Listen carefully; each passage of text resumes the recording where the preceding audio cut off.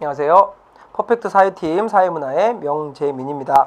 자, 오늘 마지막 강의죠. 17부터 20까지 정리할 건데 20강은 크게 많이 중요한 건 없으니까 17강, 18강, 19강 쪽에서 19강 쪽에 조금 중요한 게 있을 수 있어요. 그 다음에 근대화 이론과 그 이론 정도를 한번 정리를 한번 해보시면 될 것 같아요. 자, 17 챕터의 484쪽에 사회 변동과 이론입니다. 앞에 배웠던 거 복습, 기능론, 갈등론 또 나오고요. 자, 사회 변동은 사회가 변하는 거죠. 전반적으로 사회적 관계, 생활 양식, 구조가 총체적으로 하나가 변해서는 안 되고요. 같이 여러 개가 동시에 변하면 사회 변동이 이루어집니다. 특징, 현대 사회는 사회 변동의 속도가 굉장히 빠른데 모든 사회에서 계속해서 사회가 변하고 있습니다. 진행되고 있어요. 사회마다 그 모습과 속도가 다르죠. 우리 현대 정보화 사회 선진국들은 굉장히 빠를 테지만 어디 남미의 아마존의 원시 부족은 속도가 굉장히 느릴 수 있고요. 자, 현대 사회로 접어들면 속도가 빠르고 변화의 범위도 넓어지며, 자, 어느 한 영역의 변화가 다른 영역의 변화를 유발해서 촉진한다. 이거 뭐죠? 문화의 속성에서 배웠는데 문화의 속성 5개 중에 뭡니까? 총체성이죠. 연쇄적 변동이라고요. 사회가 서로 유기적으로 연결돼 있으니까 요거 하나만 변하고 땡! 이게 아니라 하나 변하면 연쇄적으로 다른 측면에서 변한다. 가치관, 사고방식, 의식과 같은 비물질 영역, 빈물질 아니네, 오타 났네요. 비물질 영역보다 물질 영역의 변화 속도가 빠릅니다. 그래서 물질 문화는 빨리 변하는데 비물질 문화는 따라가지 못한다. 그걸 우리가 문화 지체라고 했었네요. 자, 사회 변동의 이론 크게 볼까요? 2개입니다. 요거를 보셔야 되죠. 자, 이 사회 변동의 이론이 진화론과 순환론이 있어요. 단순한 문제예요. 우리가 공무원 사회는 여러분들 사회학이 아닙니다. 사회문화는. 그렇기 때문에 요 정도 수준만 보시면 되고, 뒤에 18챕터에서 우리가 뭘 볼 거예요? 근대화 이론 볼 건데, 근대화 이론은 진화론에서 근대화론과 연결이 됩니다. 진화론 볼까요? 단어 뜻만 보세요. 생물의 다윈의 생물학적 진화론의 영향을 받아서 진화가 뭐예요? 사회가 변하는데 진화라는 말 속에는 무조건 발전한다는 말이 포함된 거죠. 생물학 분야의 진화론을 사회에 대입한 겁니다. 사회가 계속해서 이전보다 계속해서 발전해 간다는 거예요. 인간은 환경에 적응해 가기 때문에 현재보다는 더욱더 좋은 사회로 발전해 간다. 후진 사회는 단순하고 미신적이며 낡다. 결정적인 단점 중에 하나인데 서구 서양 사회를 롤모델로 삼고 있습니다. 서구 서양 사회가 발전하니까 그 사회를 따라가야 된다고 보는 거고, 평가 단점 중에 하나인데 사회 변동이 항상 사회 발전을 의미하지는 않는다. 우리 생각해 보세요. 역사적으로 우리 봤어요. 모든 나라가 다 이렇게 진화해서 쭉쭉 발전합니까? 아니거든요.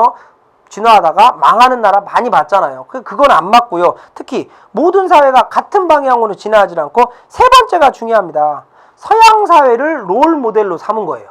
서양 사회가 발달됐으니까 후발 선진국이라든가 후발 개도국이라든가 못 사는 나라는 서양만 따라오면 돼. 그래서 서구 사회가 후진 사회를 식민지화하는 제국주의, 이걸 우리가 문화 제국주의라고 부르는 거죠. 제국주의를 정당화한다는 결정적인 단점이 있습니다. 이 뒤에 볼 겁니다. 이 진화론은 근대화 이론에서 근대화론과 크로스를 해야 돼요. 문화 제국주의.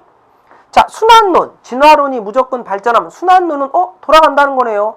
발전하고 후퇴하다가 멸망도 하고 생성도 되고 순환입니다. 사회나 문명은 유기체와 같이 탄생, 성장, 쇠퇴, 해체를 반복한다는 건데, 장기적 관점에서 보면 인류 문명은 특정한 주기를 장기적으로 보면 그게 보인다는 거죠. 현대 사회가 전통 사회보다 반드시 우월한 건 아니다. 진화론에 의하면 현대 사회가 전통 사회보다 반드시 우월한 거죠. 근데 이 사회는 그게 아니라는 겁니다. 평가, 앞으로 사회 변동을 예측하고 대응하기 어려워. 왜요? 어떻게 될지 모르니까. 망할 수도 있고 발전할 수도 있으니까. 역사는 장기적 관점에서 인류 문명이 지속적으로 순환되고 있다. 유목민과 정착민 문명의 순환인데, 이 순환론은 사회가 발전하고 쇠퇴할 수 있다는 건데 앞으로 예측할 수 없다는 단점이 또 있습니다. 자, 사회 구조적 측면에서 사회가 변동하는 걸 기능론, 갈등론, 잘 보세요. 기능론, 갈등론 또 나왔잖아요. 자, 사회가 변하는 걸 기능론은 안 좋아합니다. 왜요? 지금 사회가 아무런 문제가 없는데 왜 변해? 갈등론은 반대로 좋아하죠. 지금 사회가 문제가 크니까. 기능론은 사회구조는 내적으로 항상 균형을 이루려는 성질. 기억나십니까? 사회구조의 항상성, 원래대로 돌아가려고 하는 거. 스프링 눌렀다가 놓으면 팅 올라가면서 원래대로 돌아가잖아요. 항상성이에요. 사회변동은 사회 전체적인 균형과 안정을 찾아가는 과정이라고 봅니다. 장점, 사회 질서와 안정을 바탕으로 점진적인 사회변동을 설명하기 쉽고요. 단점, 기능론 맨날 했던 거니까 급격하게 사회 변화는 혁명 같은 걸 설명할 수가 없어요. 자, 갈등론은 사회변동을 긍정적으로 봐요. 사회가 자꾸 변해야 된다라고 보고요. 현 사회가 잘못됐으니까. 갈등론에서는 사회변동이 사회 구조 내의 내재적 갈등 때문에 생긴다. 사회변동은 사회 내외에 있는 지배와 피지배 집단 사이에 존재하는 갈등 때문에 생긴다고 보는 거고요. 갈등을 인정하고 사회변동을 인정하며 갈등이 뭐예요? 긍정적 측면에 주목하고 있네요. 대항하는 집단이라고 해봤자 지배집단과 피지배집단일 거예요. 둘이 갈등 속에서 내부 결속을 강화하고 새로운 어떤 이데올로기 형성되며 사회 변동 방향을 제시한다. 기능론의 장단점과 반대겠네요. 급격한 사회 변동 설명에 유리하지만 넘겨보시면 사회 질서나 안정에 대해서는 설명하기 어렵다는 결정적인 단점이 있습니다. 4번 486쪽이에요. 변동 요인. 자, 기술 결정론, 문화 결정론 두 개인데요. 기술 결정론 단순하죠. 사회가 왜 변동했다고요? 기술 때문에. 이게 대부분 들어맞을 거예요. 왜요? 현대 사회가 변하는 이유 중에 하나가 과학기술의 발전이니까요. 기술 때문에 사회가 변했다. 문화 결정론은 문화가 변해서 사회가 변동한다. 이런 이론입니다. 한번 읽어보시면 될 거예요. 크게 어렵진 않습니다. 사회 변동의 요인 볼까요? 5번에 인구, 기술, 가치관, 이데올로기, 문화 전파, 자연환경인데 뭐가 제일 여기서 중요하겠어요? 기술이겠죠. 과학기술이 발달하면 사회 변동이 많이 이루어지는 거죠. 가치관 및 이데올로기도 있고 문화 전파도 있고 자연환경도 있습니다. 자, 여러분들 거기 밑에 용어 길라잡이에 보면 뭐가 나와 있어요? 출산율이 나와 있어요. 출산율. 이게 지금 여성 관련해서 우리나라 인구 구조 관련해서 시험에 한두 번씩 등장했기 때문에 출산율 한번 정리해 보겠습니다. 자, 대체 출산율이라는 게 있습니다. 출산율, 율로 끝났네요. 퍼센테이지일 것 같은데 아닙니다. 대체 출산율은 뭐예요? 현재 가임 여성, 임신이 가능한 여성이 평생 동안 낳는 평균 아이 수. 다시, 가임 여성이 평생 동안 낳는 아이 수. 우리나라는 지금 현재 정확한 자료는 아닙니다만 1.2명 밑으로 떨어져 있습니다. 근데 왜 문제냐? 선진국들이 대부분 1.2명 밑으로 떨어져 있어요. 근데 왜 우리나라가 문제냐면 이 떨어지는 폭 있죠, 폭. 그래프의 폭이요. 1970년대하고 2000년대 비교해보면 이 떨어지는 폭이 너무 가팔러요. 옛날에는 4.5명 이랬는데요. 1970년엔 3, 40년 만에 1.2명 밑으로 떨어져 버렸기 때문에 폭이 너무 급격해서 출산율 떨어지면 청장년층의 비중이 줄어든다는 결정적인 단점이 생깁니다. 왜 얘네들이 나중에 애기들이 커서 청장년층이 돼야 되니 그게 안 되니까요. 자, 그 다음에 또 하나, 거긴 없습니다만 여러분들 뭘 기억하셔야 되냐면 제가 지금 잘못 설명드렸네요. 이건 제가 밑에 잘못 보고, 이게 지금 요게 대체 출산율이 아니라 합계 출산율이죠. 합계 출산율 정정할게요. 지금 제가 급하게 수업하느냐고 제가 이걸 잘못 적었네요. 합계 출산율이 가임 여성 1명당 평생 동안 낳는 아이 수입니다. 그러면 방금 설명드렸던 대체 출산율이라는 개념이 있어요. 이건 뭐냐? 자, 쉽게 생각하세요.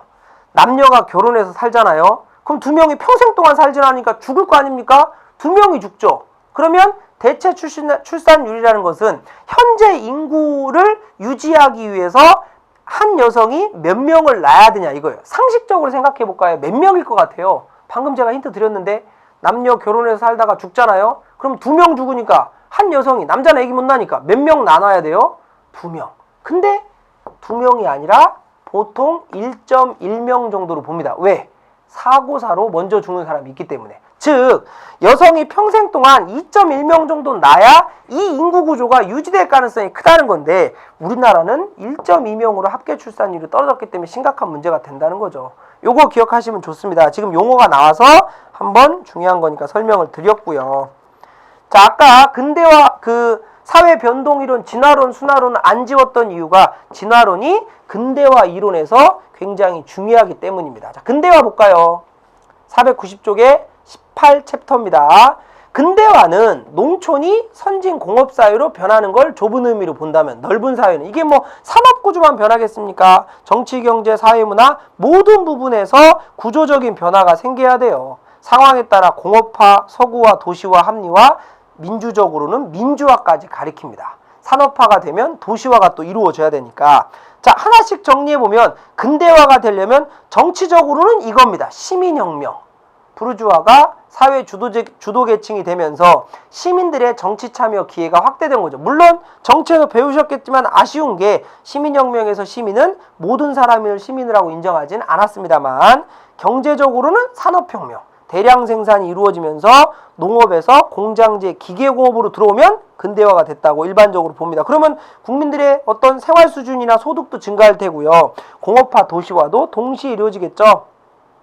사회적 측면에서는 과학기술의 발달과 계몽주의 확산으로 인간 중심 사고, 그러니까 그 전에 근대화 이전에 유럽의 중세 같은 사회는 아까 지난번 강의 때 제가 설명드렸습니다만 중세 같은 사회는 무조건 교회, 신 이런 것만 강조했잖아요. 근데 근대화가 이루어지면서 인간 중심으로 변했다는 그런 특징이 있어요. 자, 근대화의 다양한 모습들이 있네요. 490쪽에 선진 산업국가 사례 먼저 보세요. 영국, 프랑스, 미국. 특징은 아래로부터의 근대화다. 여기서 아래라는 것은 일반 시민들이 주도해서 근대화를 했어요. 후발 산업국가 독일, 일본 정부 주도해서 했는데, 이 나라의 특징은 전체주의를 추구했기 때문에 2차 세계대전을 일으켰을 때 경제대공황을 못 버티고 2차 세계대전을 일으키는 계기가 됐던 나라들이죠. 후발 산업 국가고요. 자, 개발도상국, 지금은 이미 선진국가가 됐죠. 개발도상국이라고 부르는 정부 주도로 단기간으로 이루어졌습니다. 한강의 기적 이뤄냈던 한국을 비롯해 싱가포르, 홍콩, 대만 같은, 물론 우리 경제에서 다시 정리하셔야 됩니다만 성장 만능주의로 인해서 여러 가지 문제점이 생기긴 했었죠. 자, 이것 때문에 안 지운 겁니다. 자, 이제 오른쪽에 근대화를 설명하는 이론 크게 보세요. 4가지가 있는데 사실상 우리 시험에서 3, 4번은 안 보셔도 된다고 보고요. 1번의 근대화 이론과 2번의 종속 이론이 있네요. 자, 근대화 이론은 근대화는 곧 서구화다. 땡! 끝난 거예요. 아까 제가 뭐라 그랬어요? 진화론이 서양을 롤 모델로 삼고 있다는 결정적인 단점이 있다 그랬잖아요. 그러니까 근대화 이론이 서양을 롤 모델로 삼고 있기 때문에 2가지가 상당히 흡사한 겁니다. 의미, 저개발국은 정치, 경제, 문화적으로 서구보다 근대화가 덜 된 국가이기 때문에 서구의 근대화 과정만 따라오면 무조건 너희들도 서구처럼 따라오면 어떻게 될 수 있어? 근대화가 될 수 있어. 장점, 저개발 국가의 근대화를 촉진시켰습니다만 결정적인 단점, 이분법적 이거 아니면 이거, 서양 아니면 발달 안 된 거, 딱 2개로만 나눕니다. 그 다음에 저개발 국가의 주체성을 무시하고 지나치게 서구 중심이에요. 생각해 보세요. 서양이 산업혁명 먼저 일으켰고 과학기술을 발달했다고 우리 동양 측면에서도 인정할 수 있어요. 맞잖아요, 그건. 그러면 과학기술은 서양이 더 발달했다고 칩시다. 그러면 사상이나 제도 이런 것까지 서양이 더 발달했다고 볼 수 있을까요? 요즘 서양에서 우리 동양에, 특히 우리나라의 무슨 문화? 효문화에 굉장히 관심을 많이 갖고 있잖아요. 그러니까 제도는, 관념은 서양보다 우리가 뒤처졌다고 말할 수 있는 어떤 객관적인 근거가 없어요. 그래서 이것도 지금 단점의 마지막을 보세요.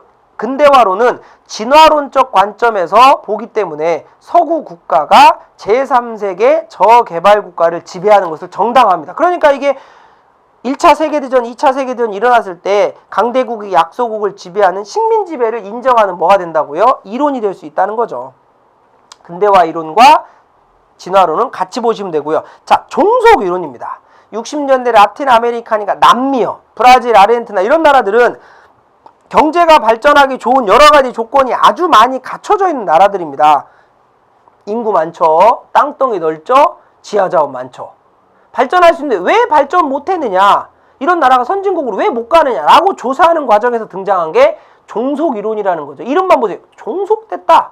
그런 나라들은, 남미 있는 그런 나라들은 발전을 시작하지 않은 미발전이 아니라 발전을 이미 시작했는데 경제적으로 선진국에게 어떻게 돼 있다고요? 종속돼 있어서 발전을 하고 싶어도 할 수가 없는 저발전 상태라고 본 거예요. 이게 종속의 포인트입니다. 의미부터 다시 볼게요. 라틴 아메리카 국가들이 근대화가 더딘 이유는 북미, 미국, 캐나다 위쪽이요. 북미를 비롯한 서구, 유럽의 자본주의 국가에 경제적으로 이미 종속돼 있기 때문이다. 장점, 근대화 이론의 문제점 지적하고 세계 체제와 연결돼서 설명할 수 있어요. 근데 저개발, 단점 보세요. 저개발국가 서구 산업사의 외적인 경제관계에만 관심을 두고 저개발국가, 즉 브라질과 아르헨티나 이런 나라들이 발전 못한 그 나라 내부의 문제점이 분명히 있겠죠. 그런 것들, 정치적으로 상당히 불안하잖아요. 그런 것들에 대해서 전혀 관심을 안 가졌다는 단점이 있고요. 결정적으로 신흥공업국 우리나라예요. 종속 이론에 의하면 우리는 일본에게 36년간이나 식민 지배를 당했기 때문에 이렇게 한강의 기적을 이끌어낼 정도로 경제 발전을 해서는 안 돼요. 종속 이론에 의하면. 근데 우리나라, 대만, 싱가포르 엄청나게 잘 사는 나라가 됐잖아요.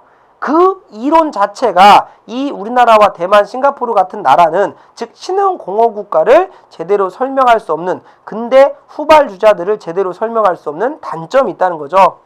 자, 근대화를 설명하는 이론은 근대화 이론과 종속만 보시면 되고요. 수렴과 신근대화는 글쎄요, 나온 적이 없었습니다. 그냥 뭐 중요하진 않는 거니까 한 번만 읽어보시면 됩니다. 자, 92쪽에 보면 문화지체가 또 나왔네요. 뭐예요 이거? 사회가 발전하다 보면 물질 문화와 비물질 문화의 속도 차이가 있다는 거니까 한번 보시고요. 자, 제3세계란 용어는 뭐 정치에서, 국제정치에서 항상 다루는 거니까요. 자, 19챕터를 한번 볼까요? 자, 여기서는 사회 변동이 생기면 당연히 사회 문제가 생깁니다. 사회가 변했는데 사회 문제가 안 생기면 좀 이상한 거죠. 그래서 먼저 사회 문제 크게 볼게요. 먼저 산업화에 따른 사회 문제, 97쪽에 도시화에 따른 사회 문제, 98쪽에 인구의 문제, 요 세 가지로 구분을 했네요. 자, 95쪽에 산업화, 생산활동이 분업화되고 기계화되면서 공업이 차지하는 비중이 날로 커집니다. 인간 생활 양식이 변하는 거죠. 과학기술과 기계 발달하고 생산성이 향상되면서 산업화에서 앞에 배웠죠. 산업화 시대에 조직이 커졌기 때문에 그 커진 조직을 좀 더 효율적으로 운영하기 위해서 뭘 만들었다고요? 관료제를 만들었습니다. 물론 현대 정보화 사회는 약간 안 맞는 부분이 있어요. 자, 도시화. 산업화는 곧 도시화였어요. 지금은 아니에요. 지금은 왜? 옛날에는 산업화라는 건 공장 세워야 되는데 노동자들이 많이 필요하니까 도시에 세웠단 말이에요. 지금은 교통 발달하고 땅값 비싸서 굳이 공장을 도시에 세울 필요는 없단 말이에요. 직업의 분화와 전문성 증가했고요. 자, 산업화에 따른 문제, 실업 문제. 이거는 경제로 보내면 됩니다. 경제에서 우리 실업의 유형 4가지. 계절적, 마찰적, 구조적, 경기적 실업. 귀에 못이 박도록 했을 거예요. 중요합니다. 이 중에서 마찰적 실업만 자발적 실업이죠. 내가 김 부장이 갈궈서 가슴속에 있는 사표 집어 던진 거죠. 나머지 계절, 구조, 경기적 실업은 내가 뭐예요? 나는 일을 하고 싶은데 실업이 발생한 거, 실업의 의미라든가 이런 것들은 경제에서 너무 많이 했던 거니까요.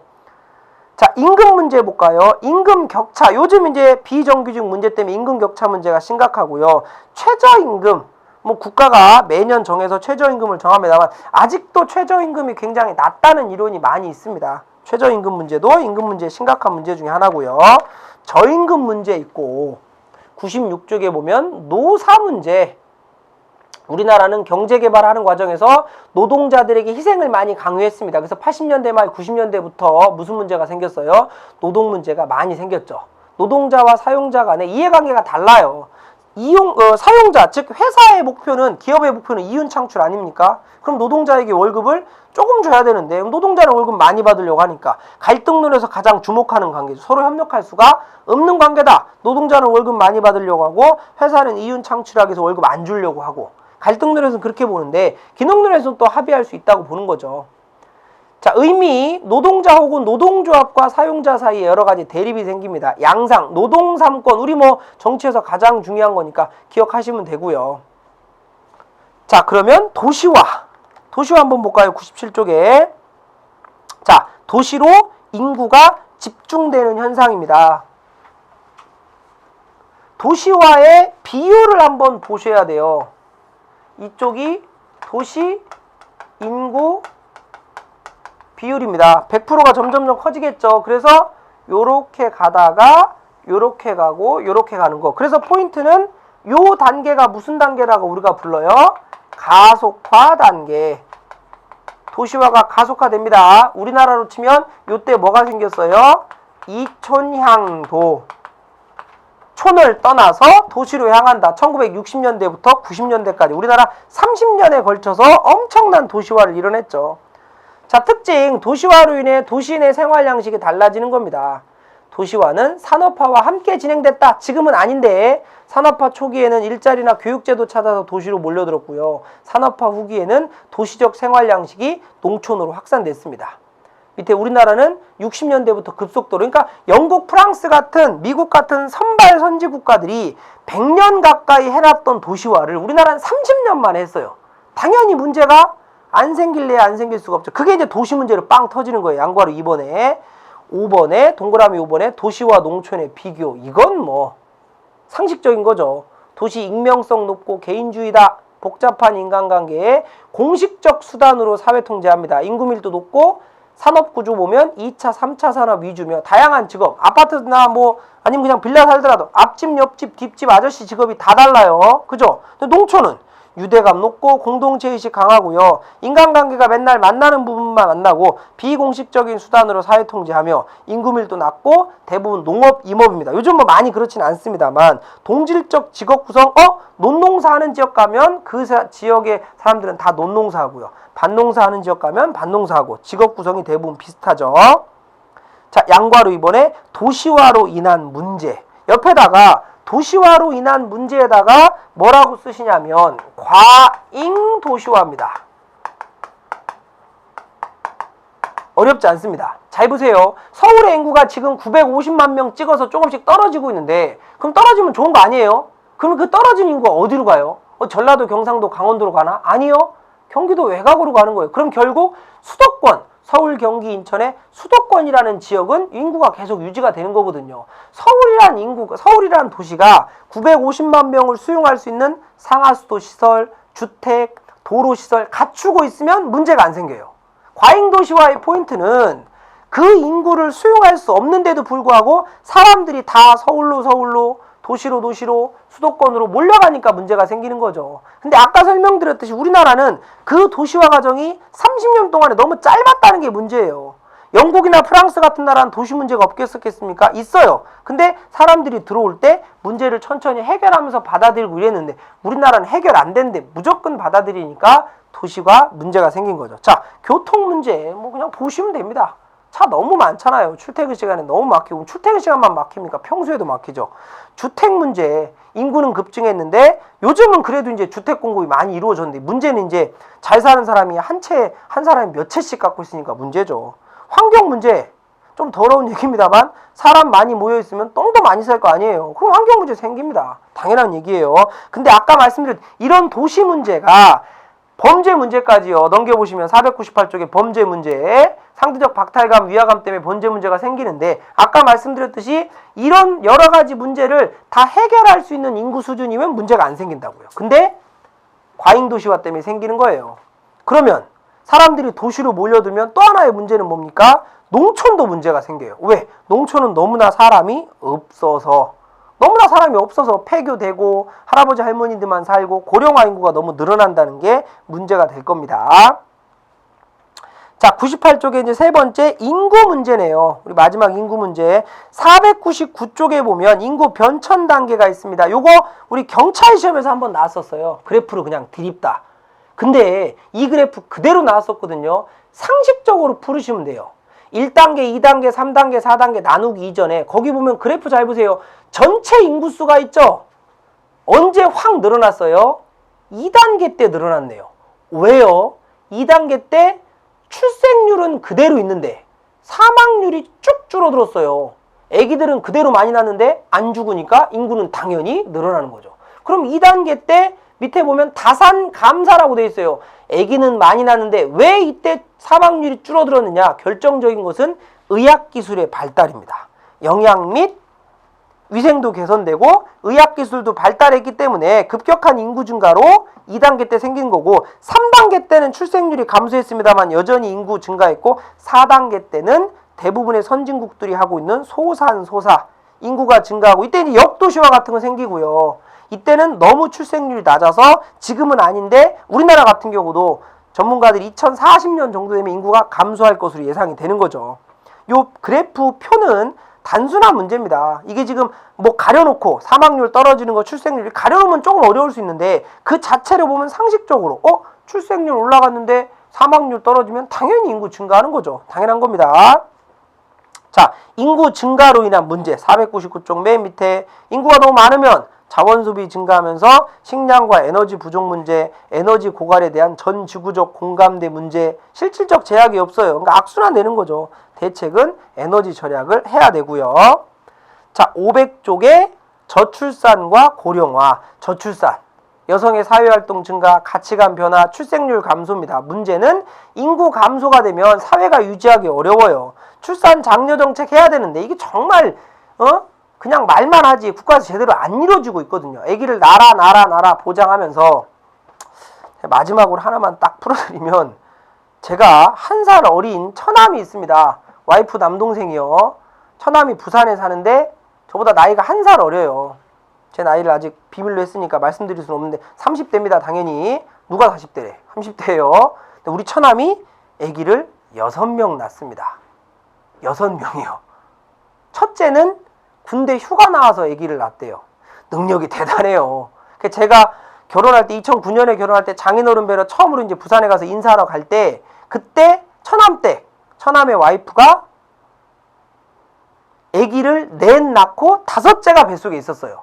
그 뒤로 하나 낳고 6째를 또 낳은 거죠. 이름이 지자 돌림으로 쭉 가거든요.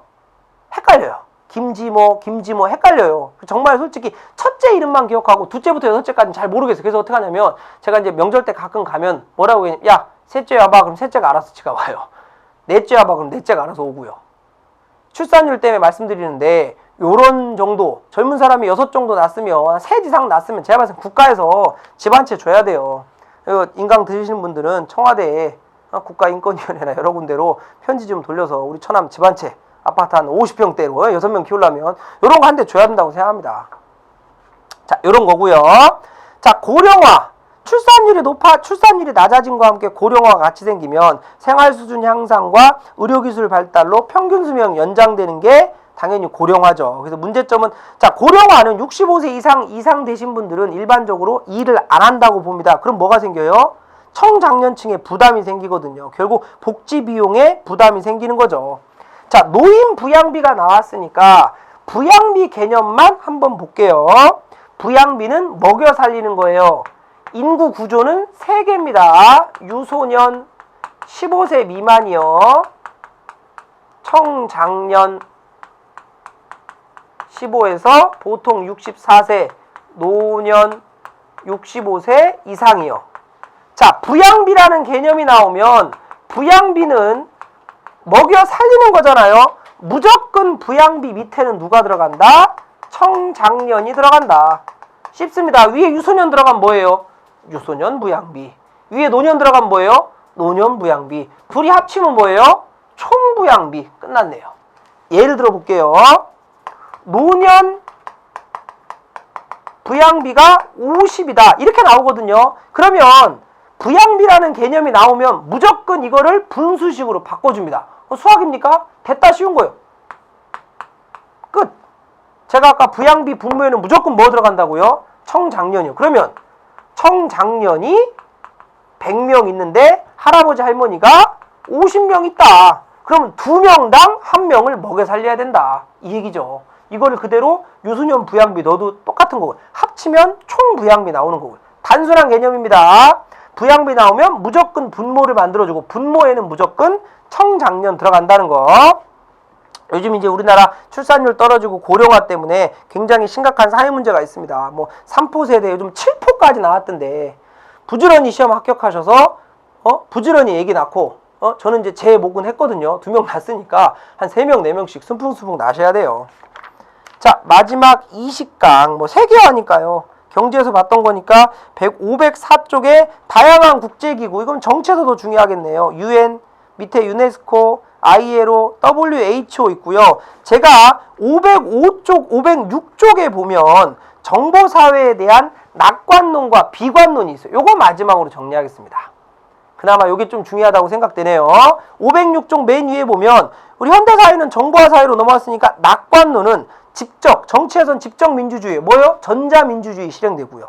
생산의 효율성 증대되며 사회에서는 자유와 평등과 같은 보편적 가치가 증대되면서 퍼지면서 인터넷 공동체 기반의 새로운 인간관계, 즉 사이버상에서의 인간관계예요. 문화적으로는 지구촌 공동체 문화 다 좋게 보는 거예요. 낙관이니까. 근데 비관론, 국가 권력이 시민에 대한 정보 독점을 하면서 감시와 통제가 되고 경제도 정보화 사회니까 컴퓨터가 모든 일을 다 하면 대량 실업 상태 발생하며 선진국에 대한 후진국의 경제 존속도 심화되고요. 또 사회에서 정보 격차로 사회 불평등이 심화된다. 그래서 아까 요거 기억나십니까? 계층 이론에서 지난번에 뭐 봤었죠? 이거 모래시계형이었죠? 세 개로 나눴죠? 정보 사회에서는 심각하게 두 개로 나눕니다. 이게 뭐예요? 상, 하, 20, 80. 이걸 그래서 정보화 사회를 비관적으로 보는 사람들은 이 사회를 뭐라고 부른다? 20대 80의 사회라고 불러요. 굉장히 심각한 사회죠. 상층 20이 하층 80을 지배하고 있는 사회입니다. 정보화 사회를 비관적으로 보는 사람들이 이렇게까지 본다고요. 정보를 누군가가 독점하게 되면, 정보화 사회에서는 정보가 제일 중요한데 정보를 독점하게 되면 이런 사회가 등장할 것이다. 개인정보 노출, 사생활 침해 이런 것도 심각할 테고요. 선진국의 문화 침투도 심각할 겁니다. 자, 우리가 요렇게 해서 한 사회문화 강의를 좀 마무리를 했습니다. 제가 1강 때 오리엔테이션 때 말씀드렸던 거 다시 한번 돌려보면서 항상 기본에 충실하시고 인강이 공짜니까 언제든지 다시 들을 수 있어 이런 생각 절대 안 되고요. 한 번 들을 때 제대로 그날 들은 거 복습. 그러면 다시 약속드립니다. 다음에 저랑 만나실 때 한 단계 업그레이드 되셔서 다음에 또 좋은 강의 때 뵙기로 약속을 하고요. 제가 사회 때문에 공무원 사회 시험에 붙을 수는 없는 시험이에요. 이게 사회가 100%가 아니니까요. 하지만 사회 때문에 떨어졌다는 얘기는 안 듣게 해드릴 수 있습니다. 제 약속만 지켜주시면요. 저도 더 노력할 거고 여러분들도 앞으로 합격의 길로 가기 위해서 더 많은 노력을 하셔야 될 겁니다. 그동안 수고하셨고 꼭 복습을 해서 모두 다 합격의 길로 가셨으면 좋겠습니다. 수고하셨습니다.